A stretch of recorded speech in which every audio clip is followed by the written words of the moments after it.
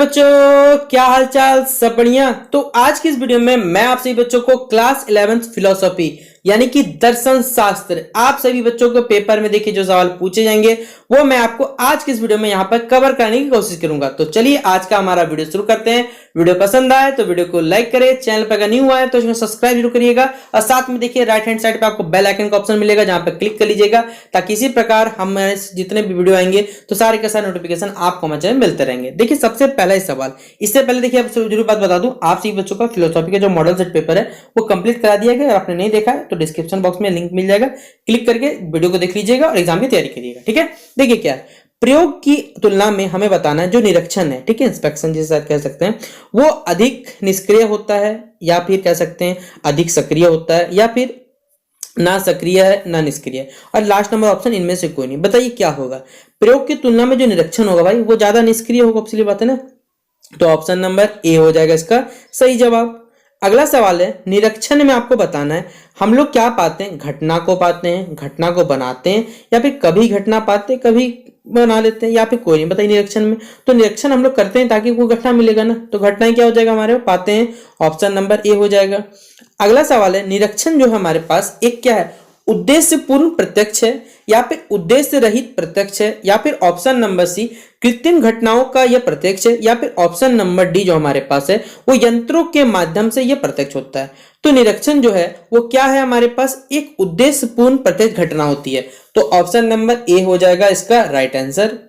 अगला हमारे पास है, आगमन के वास्तविक आधार है निरीक्षण, जांच, कारण कार्य नियम या फिर प्रकृति समरूपता नियम। तो जो आगमन के वास्तविक आधार होते हैं वो क्या है हमारे पास, वो निरीक्षण है, तो ऑप्शन नंबर ए हो जाएगा निरीक्षण, इसका सही उत्तर टिक करिएगा आप लोग। अगला सवाल है, निरीक्षण किस प्रकार की क्रिया है, पारदर्शी है, अचयनात्मक है, चयनात्मक है या इनमें से कोई भी नहीं। तो पारदर्शिता या फिर कैसे निरीक्षण जो है एक प्रकार की चयनात्मक प्रक्रिया है, तो ऑप्शन नंबर क्या हो जाएगा, सी नंबर इसका सही उत्तर हो जाएगा। अगला बोला गया है आप सभी बच्चों को, वैज्ञानिक पद्धति में कोई भी यहां पर बताना सत्य नहीं होता है, आत्म प्रत्यक्ष, अप्रत्यक्ष, ऑप्शन नंबर सी है आपके पास दोनों कथन सही है या फिर ऑप्शन नंबर डी इनमें से कोई भी कथन सही नहीं है। तो वैज्ञानिक पद्धति में कौन सा सत्य, कोई भी सत्य नहीं होता है, वो क्या होगा बच्चों हमारे पास, वो हो जाएगा आत्म प्रत्यक्ष, ऑप्शन नंबर ए। अगला सवाल है, वैज्ञानिक पद्धति वैज्ञानिक खोजों को क्या बनाती है, स्थिर बनाती है, उन्हें अस्थिर बनाती है, उन्हें प्रगतिशील बनाती है या फिर ऑप्शन नंबर डी इनमें से उन्हें कुछ भी नहीं बनाती है। तो वैज्ञानिक पद्धति से क्या होता है बच्चों, वो लोगों को या फिर वैज्ञानिक खोजों को स्थिर बनाती है, तो ऑप्शन नंबर ए हो जाएगा। फिर अगला सवाल है, निम्नलिखित में से कौन सा एक सामाजिक विज्ञान है, सामाजिक विज्ञान का पार्ट बताना है, तो आप खुद बताइए क्या भौतिकी, रसायन विज्ञान, जंतु विज्ञान, ये सब के सब हमारे साइंस के पार्ट होते हैं, लेकिन इतिहास जो होता है वो एक सामाजिक विज्ञान का सब्जेक्ट है, तो ऑप्शन नंबर ए क्या हो जाएगा, इसका सही उत्तर हो जाएगा। अगला सवाल है, सरल गणनात्मक आगमन को क्या कहते हैं, वैज्ञानिक आगमन, अवैज्ञानिक आगमन, दोनों कथन सही है या फिर इनमें से कोई भी नहीं। तो जो सरल गणनात्मक आगमन को बच्चों किस नाम से जानते हैं, वैज्ञानिक आगमन, ऑप्शन नंबर ए होगा इसका सही उत्तर। फिर बोला गया है कि वैज्ञानिक पद्धति को यहां बताना है, निष्कर्ष सत्य नहीं कहा सकता है, अंतिम है, निश्चित है, दोनों हमारे पास कथन सही है या फिर इनमें से कोई नहीं। तो जो वैज्ञानिक पद्धति का जो निष्कर्ष होता है वो सत्य कब नहीं होता बच्चों, तो यहाँ दोनों ही कथन हमारे पास सही है, निश्चित भी हो सकता है, अंतिम भी है, तो ऑप्शन नंबर सी क्या हो जाएगा, या फिर ऑप्शन नंबर सी दोनों 1 और 2 इसका राइट आंसर होगा। अगला है, कारण एवं उत्पन्न कार्यों के माध्यम संबंध होते हैं किस प्रकार का, हमें बताना है, अकारण संबंध, दोनों में कारण संबंध है, दोनों सही है या फिर इनमें से कोई भी नहीं, तो क्या होगा बच्चों, वो कांता संबंध होते हैं, तो ऑप्शन नंबर 2 हो जाएगा इसका राइट आंसर। और अगला फिर से बोला, निम्नलिखित में से कौन सा एक सामाजिक विज्ञान है, तो अब तो टिक कर दीजिएगा भाई लोग, क्या हो जाएगा हमारे पास, क्या टिक कर सकता है, भौतिकी, भूगोल, जंतु विज्ञान, गणित, तो भूगोल हो जाएगा हमारे पास ऑप्शन नंबर 2 इसका राइट आंसर। अगला सवाल है, निरीक्षण की आवश्यक शर्तें आपको बताना है यहाँ पर, ऑप्शन नंबर है बौद्धिक शर्तें हैं, ऑप्शन नंबर बी है हमारे पास शारीरिक शर्तें, ऑप्शन नंबर बी हमारी है नैतिक शर्तें और ऑप्शन नंबर डी इनमें सभी। तो निरीक्षण की देखिए इनमें से कौन सी आवश्यक शर्तें बच्चों, तो वो बौद्धिक शर्तें भी होनी चाहिए, शारीरिक शर्तें तो चाहिए, नैतिक शर्तें भी चाहिए, तो ऑप्शन नंबर डी क्या हो जाएगा, इसका सही उत्तर हो जाएगा। अगला सवाल है, निरीक्षण के यथार्थ या वैज्ञानिक होने के लिए आवश्यक है हमारे पास क्या, समान शर्तें होना, नैतिक शर्तें होना, परिस्थितिक शर्तें होना या इनमें से कोई भी कथन सही नहीं है। तो निरीक्षण के यथार्थ या वैज्ञानिक होने के लिए हमें क्या आवश्यक होना चाहिए? वो होना चाहिए नैतिक हमारे शर्तें मौजूद होनी चाहिए। तो ऑप्शन नंबर 2 हो जाएगा, इसका राइट आंसर होगा। अगला है निरीक्षण किन वस्तुओं का होता है? आंतरिक का, बाहरी का। ऑप्शन नंबर सी दोनों कथन सही है, ऑप्शन नंबर डी। तो निरीक्षण किन वस्तुओं का होता है बच्चों? तो बाहरी वस्तुओं का होता है ना। तो ऑप्शन नंबर क्या होगा? 2 नंबर इसका राइट आंसर हो जाएगा। अगला सवाल है प्रत्यक्षीकरण होता है किसमें? नियमित रूप से होता है, अनियमित रूप से होता है, या दोनों ही होता है, कभी होता है नियमित नहीं होता है, बताना है, या फिर इनमें सभी। तो प्रत्यक्षीकरण देखिए क्या होता है, वो नियमित होता है। तो ऑप्शन नंबर ए हो जाएगा इसका राइट आंसर। अगला सवाल है प्रयोग एक प्रकार से क्या है? परीक्षण है, जांच है, या फिर निरीक्षण है, या फिर इनमें सभी। तो प्रयोग एक प्रकार से बच्चों क्या है हमारे पास? तो वो परीक्षण भी है, जांच करना भी है, निरीक्षण भी करना है, तीनों ही कथन हमारे पास सही है। तो इनमें सभी क्या हो जाएगा हमारे पास? ऑप्शन नंबर डी इसका राइट आंसर हो जाएगा। अगला सवाल है प्रत्यक्षीकरण की जो प्रकृति होती है वो आपको बताना है कि उसकी प्रकृति किस प्रकार की है? व्यवस्थित है, नियमित है, ऑप्शन नंबर सी लक्ष्यपूर्ण है, या इनमें सभी कथन सही है। देखिए कभी भी अगर परीक्षा में अगर आपके पास इनमें सभी ऑप्शन रहता है ना, तो मोस्टली चांसेस रहता है कि यही ऑप्शन सही है, मैं बता रहा हूं। इसलिए याद रखिएगा फिलहाल अभी भी क्या हो जाएगा? इनमें सभी इसका राइट आंसर हो जाएगा। फिर अगला सवाल है जॉयस द्वारा स्पष्ट की गई है शारीरिक शर्तें, ऑप्शन नंबर बी बौद्धिक शर्तें, या फिर ऑप्शन नंबर सी नैतिक शर्तें, या फिर ऑप्शन नंबर डी इनमें सभी। आप खुद बताइए। मैंने आपको जैसे बताया ना भाई, इनमें से सभी जो ऑप्शन रहता है ना, वो हमेशा चांस रहता है सही होने का। तो अगर कहीं पेपर में भूल भी जाए तो इनमें सभी याद रखिए सही होता है। अगला सवाल है निरीक्षण और प्रयोग में हमें बताना है कि निरीक्षण और प्रयोग में भेद नहीं है, प्रकार का भेद है, मात्रा का भेद होता है, या फिर ना प्रकार का भेद है ना ही आपके पास मात्रा का भेद है। तो निरीक्षण और प्रकार में देखिए बेसिकली क्या है? मात्रा का यहाँ पर भेद होता है, बाकी all over the logic same ही चलता है। तो मात्रा का भेद क्या हो जाएगा? ऑप्शन नंबर 3 इसका राइट आंसर हो जाएगा। अगला सवाल है आगमन में छलांग या कूदान लेकर, ठीक है, विशेष क्या होता है? विशेष से सामान्य शब्द पर जाते हैं, या सामान्य से विशेष पर चले जाते हैं, या सामान्य से सामान्य में रह जाते हैं, या फिर विशेष से विशेष में चले जाते हैं। तो आगमन में छलांग या कूदान लेके हम लोग क्या करते हैं बच्चों? सामान्य से विशेष यानी कुछ पर हम लोग चले जाते हैं। तो ऑप्शन नंबर क्या होगा? 2 नंबर इसका राइट आंसर हो जाएगा। अगला सवाल है यहाँ पर है किस अनुसंधान में हमसे पूछा गया है कि प्रायोगिक विधियों प्रयोग में काम ली जाती है?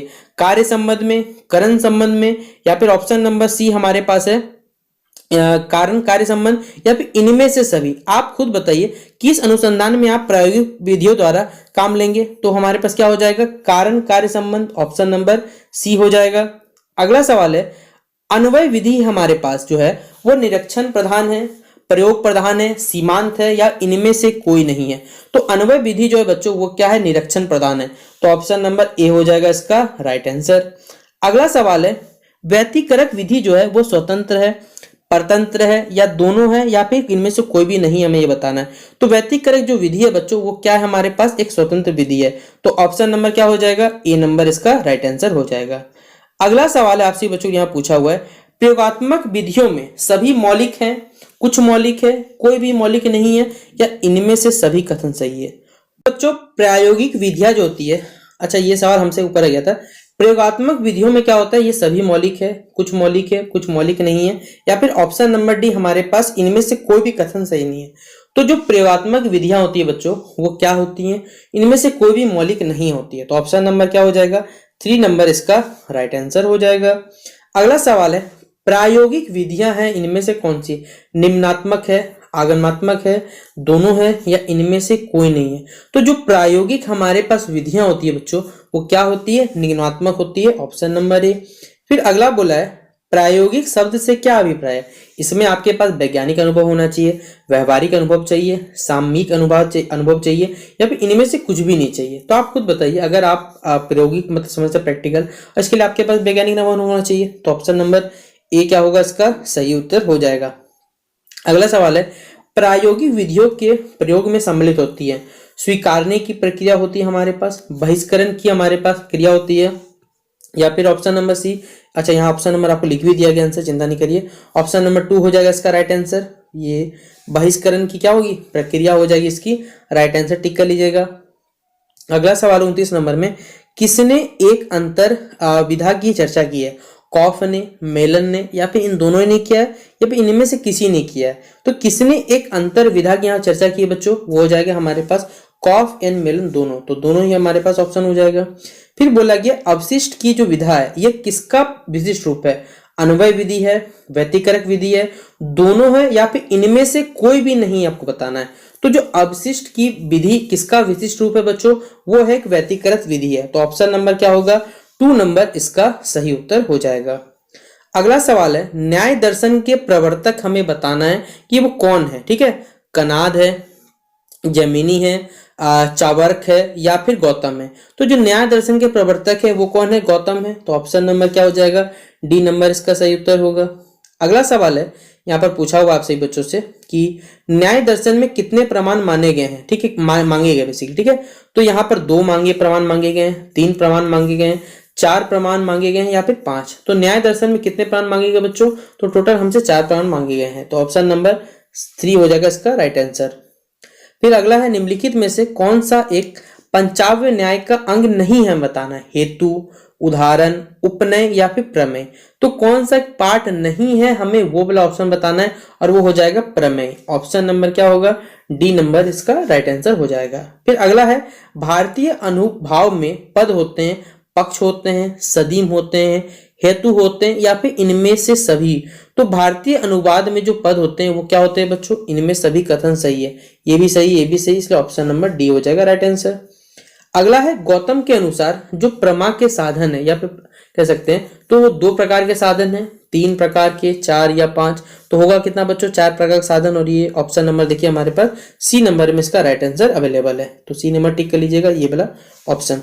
अगला हमारे पास है, तर्कशास्त्र एक प्रकार से क्या है आपको बताना है, एक शारीरिक व्यायाम है, मानसिक व्यायाम है, या एक आपका जैविक व्यायाम है, या फिर ऑप्शन नंबर डी हमारे पास इनमें से कोई भी पार्ट नहीं होता है। तो जो हमारा क्या सकते तर्कशास्त्र है वो किस प्रकार का हमारे पास क्या कह सकते हैं हमारे पास व्यायाम है, ये आपको बताना है यहाँ पर। तो तर्कशास्त्र हमारा जो होता है वो मानसिक व्यायाम हो जाता है।